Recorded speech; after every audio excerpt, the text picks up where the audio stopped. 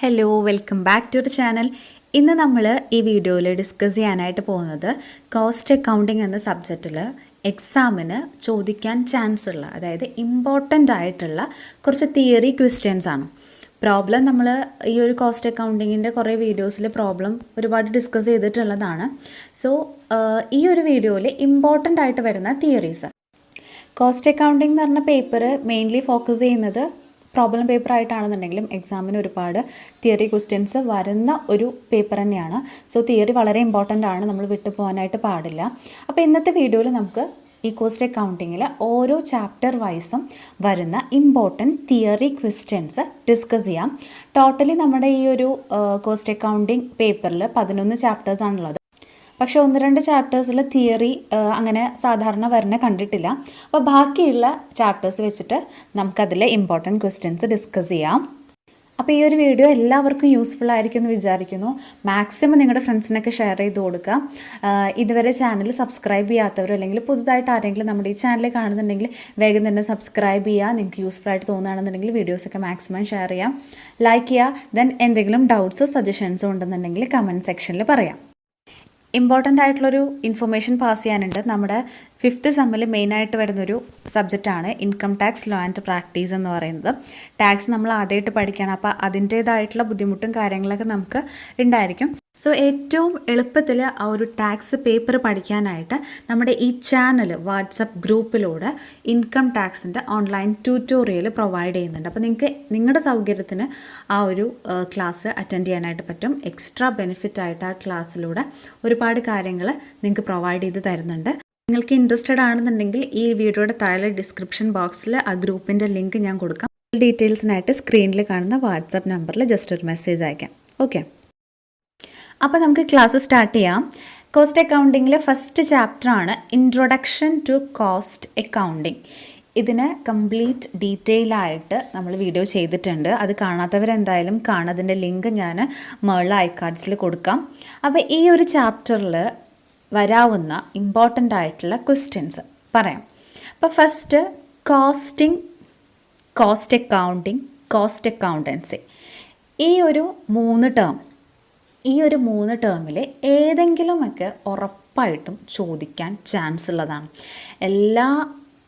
ഒട്ടുമിക്ക ക്വസ്റ്റ്യൻ പേപ്പറിലും കാണുന്ന ഒരു ക്വസ്റ്റ്യനാണ് കോസ്റ്റിംഗ് ഡിഫൈൻ ചെയ്യുക, അല്ലെങ്കിൽ കോസ്റ്റ് അക്കൗണ്ടിങ് ഡിഫൈൻ ചെയ്യുക, അല്ലെങ്കിൽ കോസ്റ്റ് അക്കൗണ്ടൻസി ഡിഫൈൻ ചെയ്യുക എന്നുള്ളത്. അപ്പോൾ 2 മാർക്സിനാണ് മെയിനായിട്ട് ഈ ഒരു ക്വസ്റ്റ്യൻസ് വരാറുള്ളത്. പിന്നെ വളരെ ഇമ്പോർട്ടൻ്റ് ആയിട്ട് വരുന്ന വേറൊരു ക്വസ്റ്റ്യൻ ആണ് difference between financial accounting and cost accounting. അത് നമ്മൾ മുമ്പത്തെ വീഡിയോയിൽ, നമ്മൾ ആ ഒരു ചാപ്റ്ററിൽ വീഡിയോയിൽ നമ്മൾ ഡീറ്റെയിൽ ആയിട്ട് ഡിസ്കസ് ചെയ്തിട്ടുണ്ട്. സോ ഈ ഒരു ക്വസ്റ്റ്യൻ പഠിക്കാണ്ട് ആരും എക്സാമിന് പോകണ്ട. മാക്സിമം എസ്സേ ആയിട്ട് ഈ ഒരു ക്വസ്റ്റ്യൻ ചോദിച്ച് കണ്ടിട്ടുള്ളതാണ് മിക്ക ക്വസ്റ്റ്യൻ പേപ്പറിലും. ദെൻ അടുത്തൊരു ഇമ്പോർട്ടൻറ്റ് ക്വസ്റ്റ്യൻ ആണ് സെയിം ചാപ്റ്ററിൽ തന്നെ മെത്തേഡ്സ് ഓഫ് കോസ്റ്റിംഗ്. ഒരു 8 മെത്തേഡ്സ് ഉണ്ട് നമ്മൾ ടെക്സ്റ്റിൽ. അത് ചിലപ്പം മെത്തേഡ്സ് ഓഫ് കോസ്റ്റിംഗ് എന്ന് പറഞ്ഞിട്ട് അല്ലെങ്കിൽ അതിലേതെങ്കിലും ഒരെണ്ണം സ്പെസിഫിക് ആയിട്ട് എടുത്ത് ചോദിക്കാം. ഓക്കെ, അപ്പോൾ അത് പഠിക്കാം. ഇനി നെക്സ്റ്റ് ചാപ്റ്ററിലോട്ട് വരികയാണെന്നുണ്ടെങ്കിൽ chapter name cost classification and elements of cost. അതിൽ ഫസ്റ്റ് നമ്മൾ നോക്കാൻ പോകുന്നത് classification of costing. Classification of costing 5 രീതിയിൽ ക്ലാസിഫൈ ചെയ്തിട്ടുണ്ട്. സോ അത് ഒരു ഇമ്പോർട്ടൻറ്റ് ക്വസ്റ്റ്യൻ ആണ്. പിന്നെ നെക്സ്റ്റ് വരുന്നതാണ് cost unit and cost centre. ഇതിൽ ഏതെങ്കിലും ഒരെണ്ണം ചോദിക്കാം. ഒന്നിക്ക് കോസ്റ്റ് യൂണിറ്റ് ചോദിക്കാം, അല്ലെങ്കിൽ കോസ്റ്റ് സെൻറ്റർ ചോദിക്കാം. 2 മാർക്സിനോ അല്ലെങ്കിൽ 4 മാർക്സിനോ ചോദിക്കാൻ ചാൻസ് ഉള്ള ക്വസ്റ്റ്യൻ ആണ്. ദെൻ നെക്സ്റ്റ് വരുന്നത് എലമെൻറ്റ്സ് ഓഫ് കോസ്റ്റ്. മെയിനായിട്ട് 3 എലമെൻറ്റ്സ് ആണ് കോസ്റ്റിനുള്ളത്: മെറ്റീരിയൽ, ലേബർ ആൻഡ് എക്സ്പെൻസസ്. അപ്പോൾ ഈ മെറ്റീരിയലിലും ലേബറിലും എക്സ്പെൻസസിലും ഡയറക്റ്റ് ആൻഡ് ഇൻഡയറക്റ്റ് ഭാഗങ്ങളുണ്ട്. ഈ ഒരു ടോപ്പിക്കിനെ സംബന്ധിച്ചിടത്തോളം എന്താണ് എലമെൻറ്റ്സ് ഓഫ് കോസ്റ്റ് എന്ന് ചോദിക്കണേക്കാൾ കൂടുതൽ ചോദിക്കാൻ ചാൻസ് ഉള്ളത് ഇതിലേതെങ്കിലും ഒരെണ്ണം സ്പെസിഫിക് ആയിട്ട് എടുത്ത് ചോദിക്കാം. അതായത് ഡയറക്റ്റ് മെറ്റീരിയൽ എന്താണ്, അല്ലെങ്കിൽ ഇൻഡയറക്റ്റ് ലേബർ എന്താണെന്നോ, അല്ലെങ്കിൽ ഡയറക്റ്റ് എക്സ്പെൻസസ് എന്താണെന്നോ, അങ്ങനെ ഏതെങ്കിലും ഡയറക്റ്റ് ഓർ ഇൻഡയറക്റ്റ് ആയിട്ട് ഉള്ളത് ഏതെങ്കിലും 2 മാർക്സിന് ചോദിച്ച് കണ്ടിട്ടുണ്ട് പല ക്വസ്റ്റ്യൻ പേപ്പറിലും. അപ്പോൾ എലമെൻറ്റ്സ് ഓഫ് കോസ്റ്റ് മസ്റ്റായിട്ടും ഡയറക്റ്റ് ആൻഡ് ഇൻഡയറക്റ്റ് കൂടിയിട്ട് പഠിക്കണം. ദെൻ ഇനി നെക്സ്റ്റ് വരുന്നൊരു ഇമ്പോർട്ടൻറ്റ് ക്വസ്റ്റ്യൻ ആണ് overheads and its type. ഇതിൽ ഓവർ ഹെഡ്സ് എന്താണെന്ന് 2 മാർക്സിന് സെപ്പറേറ്റ് ചോദിക്കാം. അല്ലെങ്കിൽ ഈ ടൈപ്പ് ഓഫ് ഓവർ ഹെഡ്സിൽ സ്പെസിഫിക് ആയിട്ട് ഏതെങ്കിലും ഒരു ഓവർ ഹെഡ് എന്താണെന്ന് ചോദിക്കാം. ഓക്കെ, അപ്പോൾ എല്ലാ ഓവർ ഹെഡും ഒന്ന് മനസ്സിലാക്കി വെക്കുക. ആൻഡ് നെക്സ്റ്റ് ഇതിൽ ചോദിച്ച് കണ്ടിട്ടുള്ളൊരു ക്വസ്റ്റ്യൻ ആണ് പ്രൈം കോസ്റ്റിൻ്റെ കാൽക്കുലേഷൻ എങ്ങനെയാണെന്ന്. അത് പേജ് നമ്പർ 31 വ്യക്തമായിട്ട് ആ ഒരു ഡയഗ്രാം പോലെ വെച്ചിട്ട് കാണിച്ചിട്ടുണ്ട്. എങ്ങനെയാണ് അതിൻ്റെ കാൽക്കുലേഷൻ എന്നുള്ളത് മാത്തമാറ്റിക്കലി കാണിച്ചിട്ടുണ്ട്. അപ്പോൾ ജസ്റ്റ് ആ ഒരു ഫോർമാറ്റ് പഠിക്കാം. അത് ഇതിന് വേണ്ടി മാത്രമല്ല, പ്രോബ്ലം ചെയ്യാനും കൂടിയിട്ട് ആ ഒരു ഫോർമാറ്റ് പഠിച്ചിരിക്കണം. Okay, then third chapter materials. ഇതിൽ ഫസ്റ്റ് വരുന്ന ഒരു ക്വസ്റ്റ്യൻ ആണ് ഇൻവെൻട്രി. എന്താണ് ഇൻവെൻട്രി എന്ന് 2 മാർക്സിന് ചോദിക്കാം. പിന്നെ വരുന്നൊരു ക്വസ്റ്റ്യൻ വന്നിട്ട് പർച്ചേസ് പ്രൊസീജിയർ അല്ലെങ്കിൽ പർച്ചേസ് കൺട്രോൾ എന്ന് പറഞ്ഞിട്ടൊരു ഭാഗമുണ്ട്. അതിൻ്റെ പർച്ചേസ് ചെയ്യുന്ന പ്രോസസ്സ് ഇൻക്ലൂഡ് ചെയ്തിട്ട് 7 സ്റ്റെപ്സാണ് അതിൽ ഇൻക്ലൂഡ് ചെയ്യുന്നത് പർച്ചേസ് പ്രൊസീജിയറിൽ. അപ്പോൾ അത് ചോദിക്കാൻ ചാൻസ് ഉണ്ട്. അപ്പോൾ ആ 7 സ്റ്റെപ്പ് പഠിക്കാം. പിന്നെ ബിൻ കാർഡ് എന്താണെന്ന് ചോദിക്കാം. ദെൻ വരുന്നതാണ് മെറ്റീരിയൽ അബ്സ്ട്രാക്റ്റ്, അതെന്താണെന്ന് ചോദിക്കാം. പിന്നെ ഇതിൽ വരുന്നൊരു ടോപ്പിക്ക് സ്റ്റോർഡ് സ്റ്റോക്ക് ലെവൽ. ഈ ഒരു ഭാഗത്തുനിന്ന് മിക്കതും പ്രോബ്ലം വരാനുള്ള ചാൻസ് ഉണ്ട്. അതായത് maximum level, minimum level, reorder level, average stock level, danger level, reorder period എന്നൊക്കെ പറഞ്ഞിട്ട് അതിൻ്റെ കുറച്ച് ഇക്വേഷൻസ് ഒക്കെ വെച്ചിട്ട് പ്രോബ്ലം ചോദിക്കാനുള്ള ചാൻസ് ഉണ്ട്. അതെല്ലാതും ചോദിക്കാം. ഒരു പ്രോബ്ലം തന്നിട്ട് ഈ പറഞ്ഞ എല്ലാതും ഫൈൻഡ് ചെയ്യാനായിട്ട് ചോദിക്കാം. അതേപോലെ അതിൽ തിയറി ആയിട്ട് വരാൻ ചാൻസ് ഉള്ള ഒരു ടോപ്പിക്കാണ് ഡേഞ്ചർ ലെവൽ എന്താണെന്ന് ചോദിക്കാം. ഓക്കെ, അതൊന്ന് തിയറി ബേസ്ഡ് ഫോക്കസ് ചെയ്തിട്ട് പഠിക്കാം. പിന്നെ അതിൽ വരുന്ന വേറൊരു ഇമ്പോർട്ടൻറ്റ് ഭാഗമാണ് EOQ, ഇക്കണോമിക് ഓർഡർ ക്വാണ്ടിറ്റി. അത് എന്താണെന്ന് ചോദിക്കാം. എന്താണ് economic order quantity? Then next question perpetual inventory system. Perpetual inventory system എന്താണെന്നും അറിയണം, അതിൻ്റെ അഡ്വാൻറ്റേജസും അറിയണം. അഡ്വാൻറ്റേജസ് ചോദിക്കാൻ ചാൻസ് ഉണ്ട്. അഡ്വാൻറ്റേജസ് പഠിക്കുന്നതിന് മുമ്പ് എന്താണ് പെർപെച്വൽ ഇൻവെൻട്രി സിസ്റ്റം എന്ന് ഉള്ളത് പഠിക്കണം. ദെൻ നെക്സ്റ്റ് അതിൽ വരുന്നതാണ് സെലക്റ്റീവ് ഇൻവെൻട്രി കൺട്രോൾ. ഓക്കെ, ആ സെലക്റ്റീവ് ഇൻവെൻട്രി കൺട്രോളിൻ്റെ താഴെ വരുന്ന കുറച്ച് മെയിനായിട്ടുള്ള പോയിൻറ്റ്സ് ആണ് ABC അനാലിസിസ്, VDE അനാലിസിസ്, പിന്നെ ജിറ്റ്. ഓക്കെ, അപ്പോൾ ഒന്നെങ്കിൽ എന്താണ് സെലക്റ്റീവ് ഇൻവെൻട്രി കൺട്രോൾ എന്ന് ചോദിക്കാം, അല്ലെങ്കിൽ ഈ പറഞ്ഞ ഈ കൺട്രോൾ ടെക്നിക്സിൽ ഏതെങ്കിലും ഒന്ന് സ്പെസിഫൈ ചെയ്ത് ചോദിക്കാം. അതിൽ മെയിനായിട്ട് ചോദിക്കാൻ ചാൻസ് ഉള്ളതാണ് ABC analysis, always better control or alphabetic control എന്ന് പറയുന്ന ആ ഒരു കൺട്രോൾ ടെക്നിക്. ഓക്കെ, പിന്നെ ഇതിൽ ഇമ്പോർട്ടൻ്റ് ആയിട്ടുള്ള പ്രോബ്ലം വരുന്നതാണ് FIFO ഓർ LIFO മെത്തേഡ് എന്ന് പറയുന്നത്. അത് മിക്കതും പ്രോബ്ലം വരാൻ ചാൻസ് ഉണ്ട്. സോ അത് പഠിക്കാം. ഇനി നെക്സ്റ്റ് ചാപ്റ്ററാണ് ചാപ്റ്റർ 4 ലേബർ. ഇതിൽ ഇമ്പോർട്ടൻ്റ് ആയിട്ട് വരുന്ന ഫസ്റ്റ് നമ്മൾ നോക്കാൻ പോകുന്നതാണ് ടൈം കീപ്പിംഗ്. അതുപോലെ ഇമ്പോർട്ടൻ്റ് ആണ് ടൈം ബുക്കിംഗ് എന്ന് പറഞ്ഞത്. അപ്പോൾ രണ്ടും മാറിപ്പോവാണ്ട് നോക്കണം. എന്താണ് ടൈം കീപ്പിംഗ് ആൻഡ് എന്താണ് ടൈം ബുക്കിംഗ് എന്നുള്ളത് മാറിപ്പോവാണ്ട് നോക്കണം. അതിൽ ടൈം കീപ്പിംഗ് എന്ന് പറയുന്നത് ഒരു പർട്ടിക്കുലർ വർക്കർ ആ ഒരു വർക്കിലേക്ക് വരുന്നതും പോകുന്നതും റെക്കോർഡ് ചെയ്യാൻ വേണ്ടിയിട്ടുള്ള ഒരു പ്രോസസ്സ്, അതിനെയാണ് ടൈം കീപ്പിംഗ് എന്ന് പറയുന്നത്. It is A process of recording the time of arrival and departure is known as time keeping. Then time booking എന്ന് പറയുമ്പോൾ ഒരു പർട്ടിക്കുലർ വർക്കർ, ആ ഒരു വർക്കർ വാരിയസ് ജോബ്സിൽ വർക്ക് ചെയ്തിട്ടുണ്ടായിരിക്കും. അപ്പോൾ ആ ഒരു വർക്കർ സ്പെൻഡ് ചെയ്തിട്ടുള്ള ടൈം റെക്കോർഡ് ചെയ്യുന്നതിനാണ് ടൈം ബുക്കിംഗ് എന്ന് പറയുന്നത്. അപ്പോൾ ടൈം കീപ്പിങ്ങും ടൈം ബുക്കിങ്ങും മസ്റ്റായിട്ടും പഠിച്ചിരിക്കുക. ടൈം കീപ്പിങ്ങിൻ്റെ മെത്തേഡ്സ് ചിലപ്പം ചോദിക്കാം. 2 ടൈപ്പ് മെത്തേഡ് ഉണ്ട്, മാനുവൽ മെത്തേഡുണ്ട്, മെക്കാനിക്കൽ മെത്തേഡുണ്ട്. അപ്പോൾ അതും പഠിച്ചു വയ്ക്കാം. പിന്നെ ഈ ഒരു ചാപ്റ്ററിൽ വരുന്നൊരു ക്വസ്റ്റ്യൻ ആണ് മെത്തേഡ് ഓഫ് റിമ്യൂണറേഷൻ അല്ലെങ്കിൽ സിസ്റ്റം ഓഫ് വേജ് പ്ലാൻ. അത് 2 എണ്ണമാണുള്ളത്, time wage system then piece wage system. അപ്പോൾ ഇത് രണ്ടും എന്താണെന്ന് സെപ്പറേറ്റ് ചോദിക്കാം, അല്ലെങ്കിൽ difference between time wage system and piece wage system, ആ ഒരു ബേസിലും ക്വസ്റ്റ്യൻസ് വരാം. അപ്പോൾ അത് നന്നായിട്ട് മനസ്സിലാക്കി പഠിക്കാം. ദെൻ ഈ ഒരു ചാപ്റ്ററിൽ വളരെ ഇമ്പോർട്ടൻ്റ് ആയിട്ട് വരുന്ന ഒരു ക്വസ്റ്റ്യൻ ആണ് ഐഡിയൽ ടൈം. ഐഡിയൽ ടൈം എന്താ ചോദിക്കുക, അതേപോലെ തന്നെ ടൈപ്സ് ഓഫ് ഐഡിയൽ ടൈം, അത് മസ്റ്റായിട്ടും പഠിച്ചിരിക്കണം ഐഡിയൽ ടൈം എന്താണെന്നുള്ളത്. ദെൻ നെക്സ്റ്റ് ചാപ്റ്ററാണ് ചാപ്റ്റർ 5 ഓവർ ഹെഡ്സ്. ഇതിൽ സാധാരണ ചോദിക്കുന്നത് ക്ലാസിഫിക്കേഷൻ ഓഫ് ഓവർ ഹെഡ്സ് നോക്കുക. നമ്മൾ മുമ്പേ ഫസ്റ്റ് ചാപ്റ്ററിൽ പറഞ്ഞിട്ടുള്ളതാണ് ഓവർ ഹെഡ്സിൻ്റെ ക്ലാസിഫിക്കേഷൻ. ആൻഡ് നെക്സ്റ്റ് വരുന്നതാണ് മെഷീൻ ഹവർ റേറ്റ് എന്ന് പറഞ്ഞത്. അപ്പോൾ സാധാരണ അധികം ഈ ഒരു ചാപ്റ്ററിൽ ക്വസ്റ്റ്യൻസ് വരാറില്ല. വരുന്നുണ്ടെങ്കിൽ തന്നെ ഇമ്പോർട്ടൻ്റ് ആയിട്ടുള്ളത് ഈ ഒരു 2 ക്വസ്റ്റ്യൻ ആണ്. സോ അത് പഠിച്ചു വെക്കാം. പിന്നെ നെക്സ്റ്റ് വരുന്ന ചാപ്റ്റേഴ്സാണ് ചാപ്റ്റർ 6 യൂണിറ്റ് കോസ്റ്റിങ്ങും ചാപ്റ്റർ 7 ജോബ് കോസ്റ്റിങ്ങും. ഈ 2 ചാപ്റ്റേഴ്സിൽ നിന്ന് സാധാരണ ക്വസ്റ്റ്യൻസ് ചോദിച്ച് കണ്ടിട്ടില്ല. ജസ്റ്റ് അതിൽ കൂടുതലായിട്ടും പ്രോബ്ലംസ് ആണ് ഫോക്കസ് ചെയ്യുന്നത്. സോ പ്രോബ്ലംസ് നന്നായിട്ട് പഠിക്കാം. ദെൻ നെക്സ്റ്റ് വരുന്ന ചാപ്റ്റർ 8 കോൺട്രാക്ട് കോസ്റ്റിംഗ്. കോൺട്രാക്ട് കോസ്റ്റിങ്ങിൽ വരുന്ന തിയറി ക്വസ്റ്റ്യൻസ് ഫസ്റ്റ് വന്നിട്ട് എന്താണ് വർക്ക് ഇൻ പ്രോഗ്രസ് എന്ന് ചോദിക്കാം.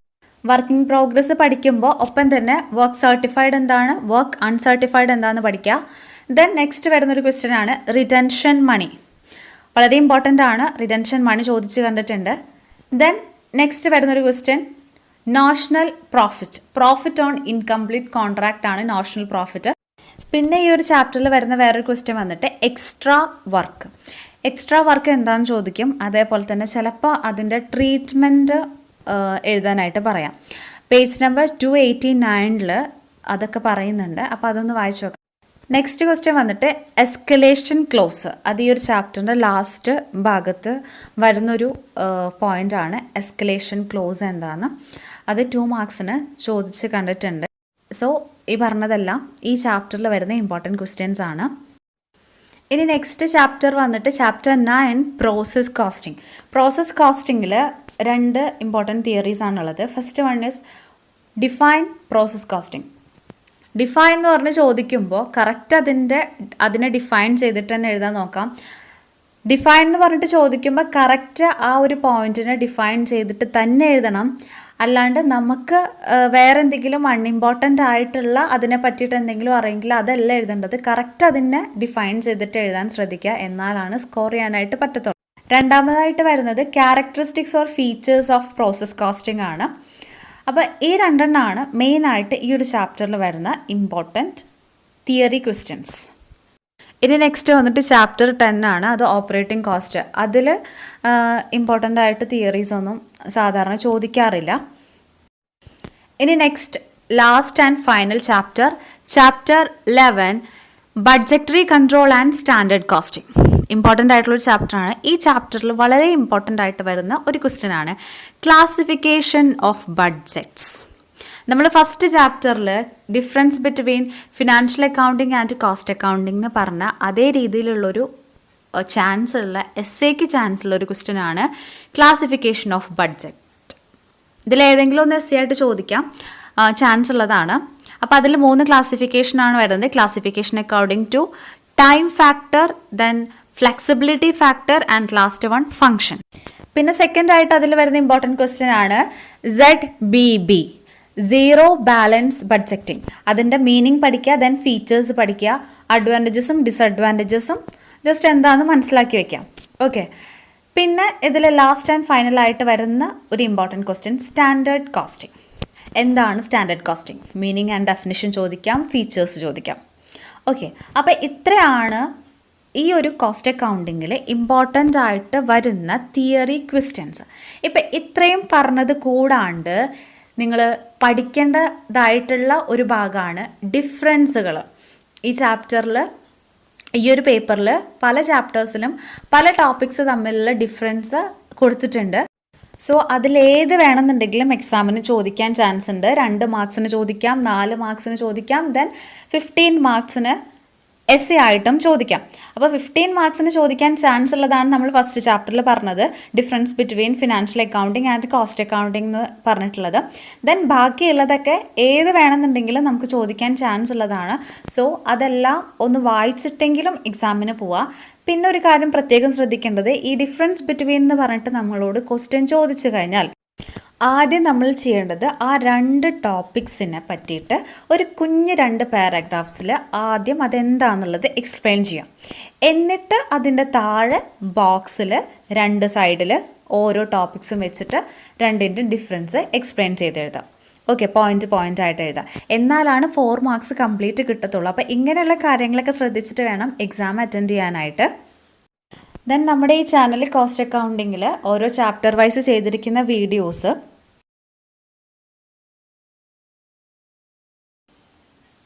ഈ വീഡിയോയിൽ തന്നെ ഇമ്പോർട്ടൻറ്റ് തിയറീസ് പറഞ്ഞിരിക്കുന്ന ഭാഗത്ത് ഐ കാർഡ്സിൽ കൊടുക്കാം. അപ്പോൾ നിങ്ങൾക്ക് അവിടെ ക്ലിക്ക് ചെയ്ത് കഴിഞ്ഞാൽ കാണാനായിട്ട് സാധിക്കും. അപ്പോൾ ഇത്രയും പറഞ്ഞ ഇമ്പോർട്ടൻറ്റ് തിയറി ക്വസ്റ്റ്യൻസ് എല്ലാവരും പഠിക്കുക. ഇതെങ്കിലും മാക്സിമം പഠിച്ചിട്ട് എക്സാം അറ്റൻഡ് ചെയ്യാനായിട്ട് നോക്കുക. അപ്പോൾ ഇത്രയും ഈ പറഞ്ഞിരിക്കുന്ന ഈ ഒരു ഇമ്പോർട്ടൻറ്റ് തിയറി പഠിച്ചാൽ തന്നെ എബോവ് ആവറേജ് മാർക്ക് സ്കോർ ചെയ്യാനായിട്ട് സാധിക്കും. പിന്നെ വേറൊരു കാര്യം പറയാനുള്ളത്, ഇത്രയും നമ്മൾ പറഞ്ഞത് ഇമ്പോർട്ടൻ്റ് ആയിട്ടുള്ള തിയറി ക്വസ്റ്റ്യൻസ് ആണ്. ബാക്കി ഒരുപാട് തിയറീസ് നമ്മുടെ ടെക്സ്റ്റിലുണ്ട്. അത് ഇമ്പോർട്ടൻ്റ് അല്ല എന്ന് വിചാരിച്ചിട്ട് എക്സാമിന് ക്വസ്റ്റ്യൻ വരാണ്ടിരിക്കണം എന്നില്ല. ഓക്കെ, അപ്പോൾ എങ്ങനെ വേണമെന്നുണ്ടെങ്കിലും ക്വസ്റ്റ്യൻ ചോദിക്കാം.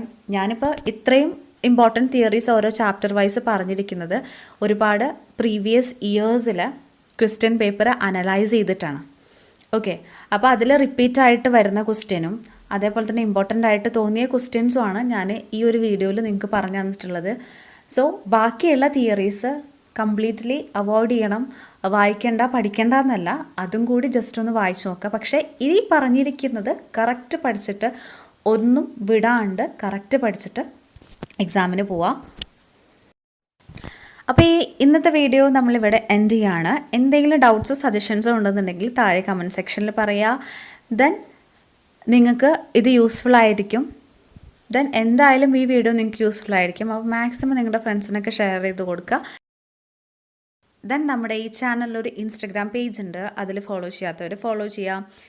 ദെൻ ഞാൻ നേരത്തെ പറഞ്ഞ പോലെ ഇൻകം ടാക്സ് പഠിക്കാനായിട്ട് ആഗ്രഹിക്കുന്നവർ വാട്സപ്പ് ഗ്രൂപ്പിൽ ജോയിൻ ചെയ്യാനായിട്ട് ഇൻട്രസ്റ്റ് ഉള്ളവർ എന്തായാലും ജോയിൻ ചെയ്യുക. താഴെ ഡിസ്ക്രിപ്ഷൻ ബോക്സിലോ അല്ലെങ്കിൽ പിൻഡ് കമൻ്റ് ആയിട്ടോ ലിങ്ക് കൊടുക്കുന്നതായിരിക്കും. പ്ലസ് വാട്സപ്പ് നമ്പറും കൊടുക്കാം.